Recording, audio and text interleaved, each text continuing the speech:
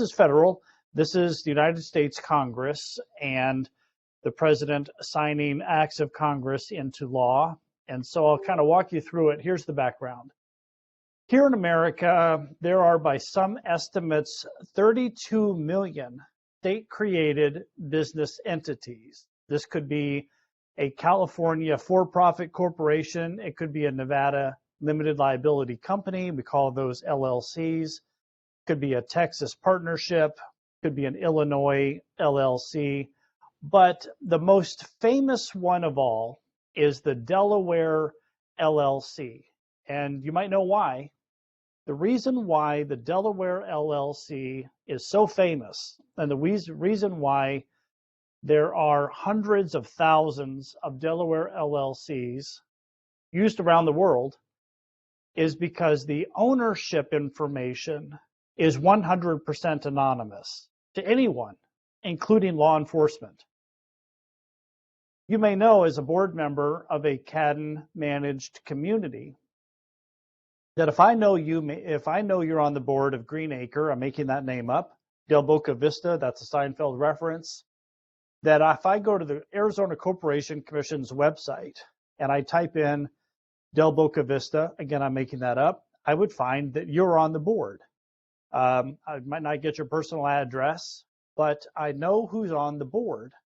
And the same would be true for a for-profit corporation here in Arizona. But in Delaware, by virtue of state law, decision made by Delaware's state legislature and governor enacting state law, Delaware has decided to be a safe haven for business entities who want to operate with invisible ownership. And it's always been that way. Well, as you can imagine, this is a beautiful thing for business owners who want to operate anonymously. If I want to build a car wash on I-10 and Ina, and I don't want anyone to know that I own it, I would form a Delaware LLC, which can be done entirely online, and I would buy the real property, the land, and put it in the name of the Delaware LLC. I would build the car wash, I would operate the car wash, and then I might or might not buy insurance. And then when a terrible bad thing happens at the car wash and I get sued, when I say I get sued, when the Delaware LLC gets sued and there's no insurance, they go to collect the judgment, and the Delaware LLC, go to find the owners of the Delaware LLC, it is impossible under current law for the owner of that judgment, in my hypothetical, against the owner of the car wash, to figure out who owns the shares in the LLC formed in Delaware. Well, that's current law. And after the Corporate Transparency Act, it will continue to be the law that the ownership of a Delaware LLC or a Delaware corporation will be completely invisible to all of us, to lawyers, to regular folk, to my wife, to my kids, to private investigators. But the government, law enforcement, is tired of it.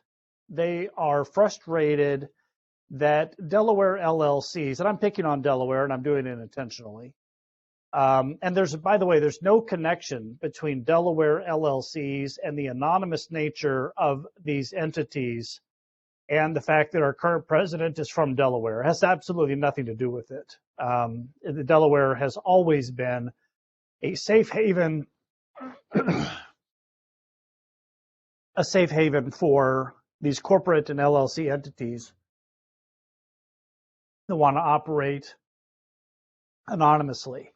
But as you can imagine, having a business entity that operates with anonymous ownership is very attractive to organized crime and criminal syndicates worldwide.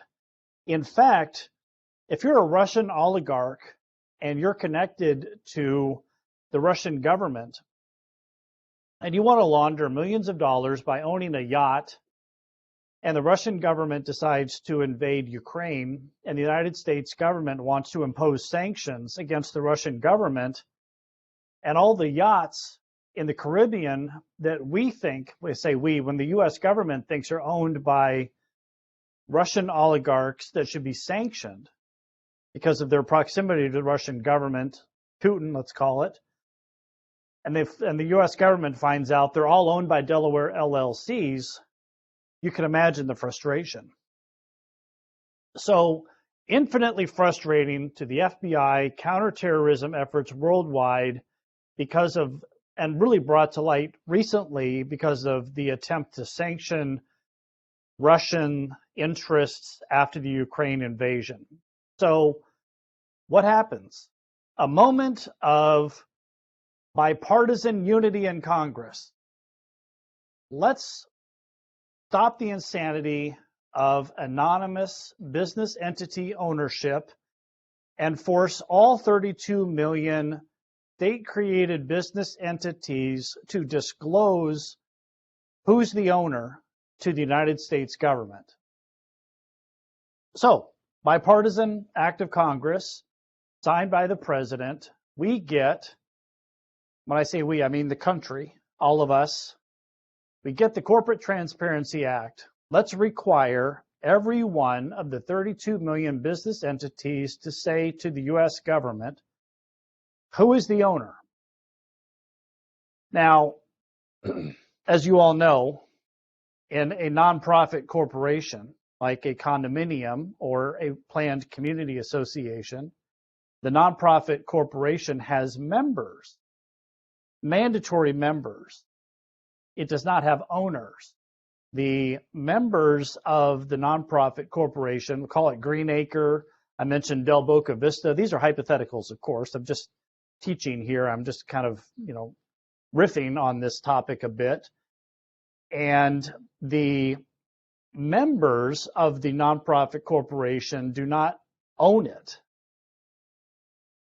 But the reason we're talking about this tonight is because we, community associations, the industry, the 500,000 mandatory membership community associations nationwide are caught in the dragnet because the compliance is required of all business entities. Corporations, no distinction between for-profit and nonprofit. So that's the background. The U.S. government wants to know who owns every one of the 32 million state-created business entities. And so we've encountered the first friction point, the first hiccup, which is, why in the world does this apply to nonprofits? And isn't there a conceptual problem in the framework that the government wants ownership information of a nonprofit entity that by its very definitional structure is not owned? It's a membership organization, and the members are forced to be members of a nonprofit. And so it's a little silly. I agree with you. If that was your thought, it is a little silly so far. But let's go further down the rabbit hole here. So that's the background. And there's really no disputing any of this. You could say, well, maybe it's not infinitely frustrating. Maybe it's moderately frustrating, but isn't this taking a bazooka to a fly or a gnat? Maybe this is a little much, or an elephant gun to a flea.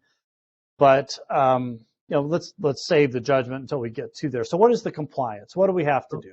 Scott, if I may, real quick, there was a question that came up, and you may be able to address this. It says, wouldn't a Delaware LLC have to pay taxes, and thus a name would be known? A Delaware LLC has to pay an annual licensing fee to the state of Delaware. It's roughly about $500 simply to be a Delaware LLC. And unless that Delaware LLC is doing business in Delaware, that Delaware LLC wouldn't pay income taxes in Delaware. That Delaware LLC could operate entirely in Arizona, it could operate entirely in New Mexico or California, or it could exist solely to own a ski chalet in Vancouver, Canada. So the fact that the Delaware LLC might, for the tax folks who are watching, the simple fact that the Delaware LLC might provide a K-1, which is the partnership version of a W-2, a K-1 to John Doe in New York, and then the IRS would receive that. This is the U.S. federal government, a multi-armed monster with no head. They don't communicate with each other. And the FBI, counterterrorism, they want the information fresh and clean provided to them. And the fact that a K-1 on a Delaware LLC might expose that the Sinaloa cartel in Mexico might be using a Delaware LLC to launder money at a car wash. That's a Breaking Bad reference, by the way, is something that it's too much work. They want to do this fresh and clean. So yes, there is this sense that a Delaware LLC, if it's in full compliance with tax law, somewhere embedded in full tax compliance would be a K-1 that would be issued to a human owner. But a lot of complicated tax strategies involve layered LLCs where a Delaware LLC owns another Delaware LLC that might own a Wyoming LLC, because there are other states that do this too, that might own a Nevada LLC. And then there might be something going on in the Cayman Islands, and there might be something going on with an Irish trust. And so yes, I like the question. I like the instinct of the question, but it was never going to be enough. And when you see what the compliance is here in a minute, you'll see that the federal government is trying to simplify the process of figuring out who are the human beings behind these 32 million business entities. All right, so what do we have to do? Now, for some of you, you'll look at this and say, well, I have TSA PreCheck. I breeze through the airport. And when I look at these compliance issues, it looks like it's no different than that. And it also looks like if I want to get a passport, this is no more burdensome than that. And some of you will look at this and say, no big deal. And there are others of you that might look at this and say, I am completely offended and I have no intention of happily complying with this the way that I want TSA PreCheck and want to breeze through the airport. By the way, I have TSA PreCheck and there's no breezing through the airport these days anyway, but from an informational standpoint provided to the US government, you'll see it's not that complicated, but you can dislike it. It's your prerogative. All right, so next year, starting January 1, we have a 12-month compliance window. And this is good news because many of you recall that when the federal government, and I don't want to overstate it, but I'll say it this way, and if this is an overstatement, I apologize. When the federal government last tried a massive website portal, as I recall it, it was healthcare.gov, and the country overwhelmed the website. The technology was not ready, and it crashed, and it took a long time, at least it felt like a long time, for the website and the portal to recover from the inundation of usage, which caused it to crash. And this was 10 years ago or so, 10 or 11 years ago. So starting January 1, the federal government will have a portal, which is not up yet. It's not available. We haven't seen it.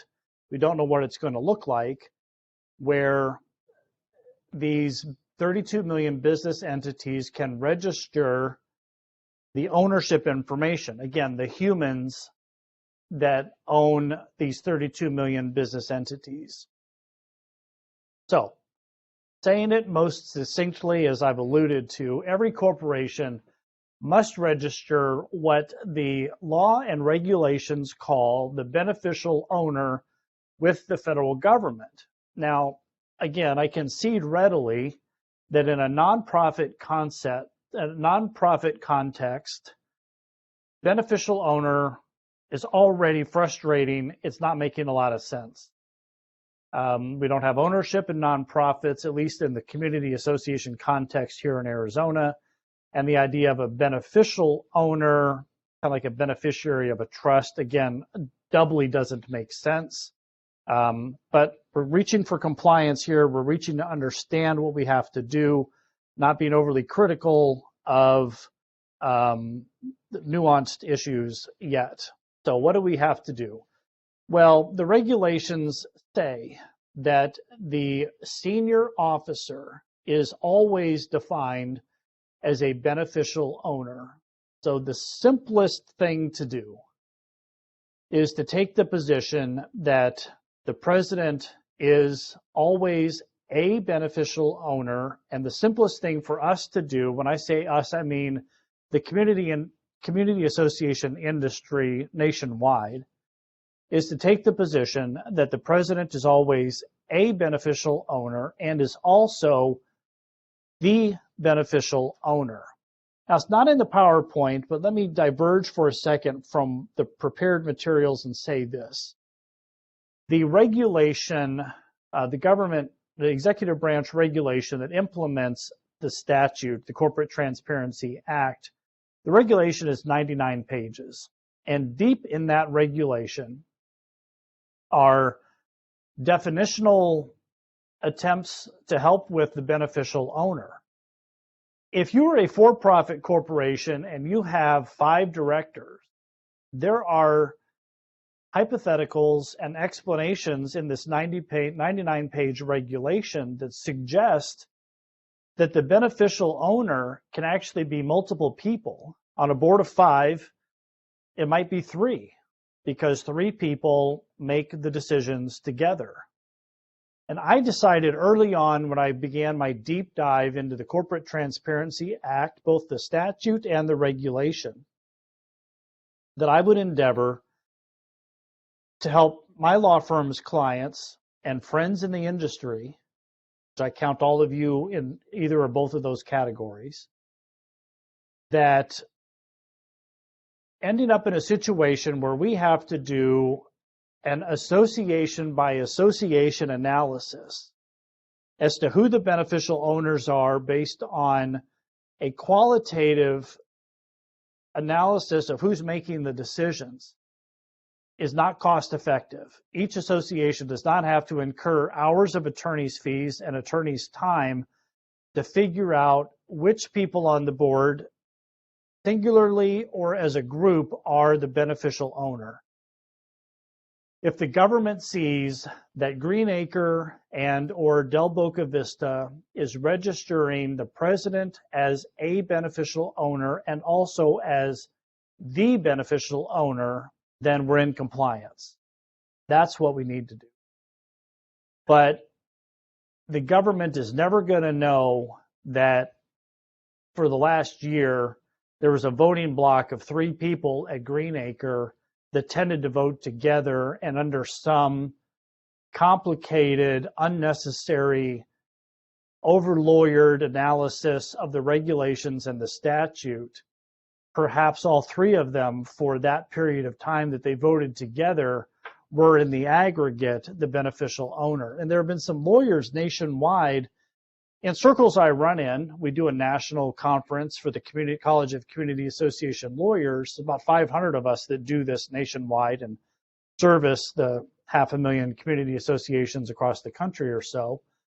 And I've watched what they've been saying on their websites, their blogs and seminars like this, and there are some that are suggesting, and they're not necessarily wrong in a law school sense, that figuring out who the beneficial owner is could be somewhat complicated, but why? I don't understand why they want to bog down their law practice or their clients with anything other than the simple portion of the regulation that says the senior officer is always a beneficial owner and is always sufficiently the beneficial owner. So what's the payoff? What do we have to provide? What am I been implying here about this TSA PreCheck stuff? Well, it's been a while since I got TSA PreCheck, so I'm forgetting in a sense, maybe a little bit on purpose, as to what all is involved in getting TSA PreCheck. So what do we have to do here? Your name, your residential address. I live on 123 Mulberry Street, Tucson, Arizona. My driver's license is B1234567, or my passport number is 123456. 3 pieces of information, plus uploading to the portal a photocopy of the driver's license or the passport, whichever one you select. And that's it. And we're done. Now we have compliance with the Corporate Transparency Act for Greenacre, for Del Boca Vista, whichever one you see yourself as. One's a condo, one's a planned community in my explanation here.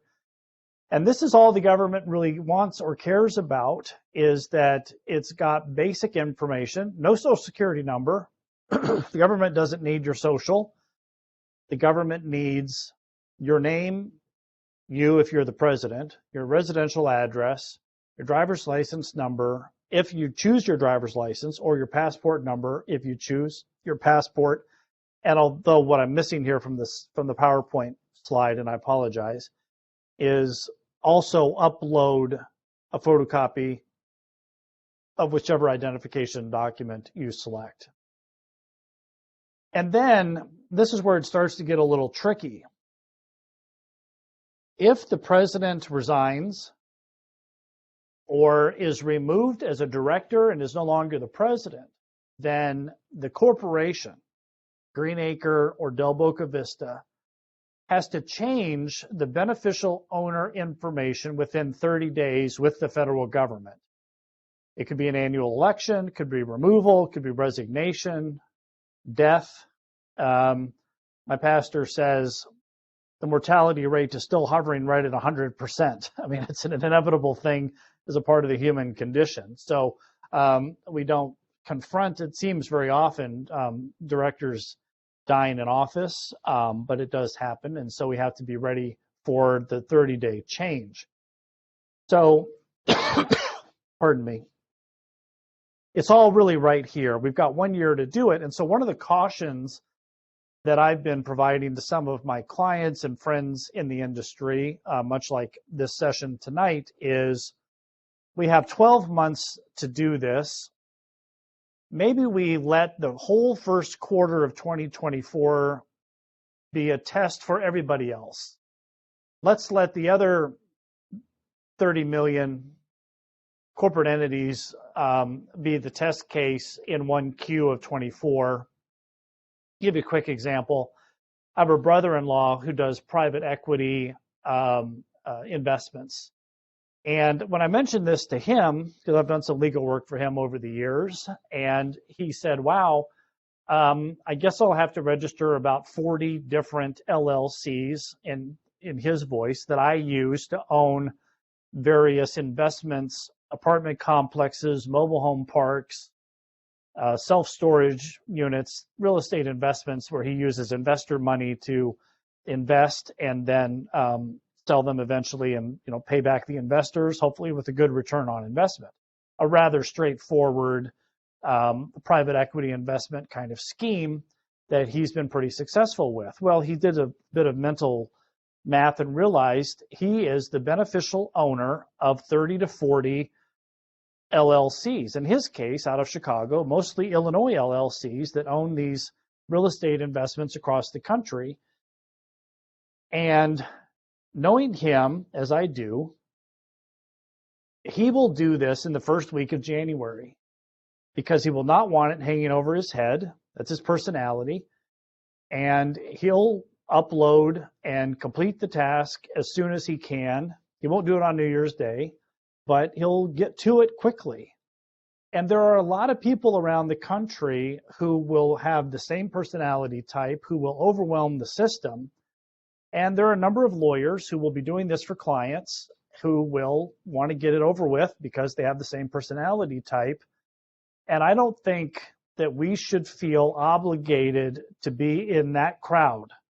So April 1st, May 1st, we got plenty of time. Let everybody else be the test case and work out the kinks. So, once we've got all year to do the initial registration, and then this 30-day change is something that comes after the fact, where we have the full calendar year. And so make a mental note that, and maybe even the first registration in 2024 could be after the annual meeting in 2024, and not even be so concerned about the current board as it sits today on November 29th, but register the board. Register the beneficial owner, whoever becomes the president, after the annual meeting that occurs in calendar year 2024.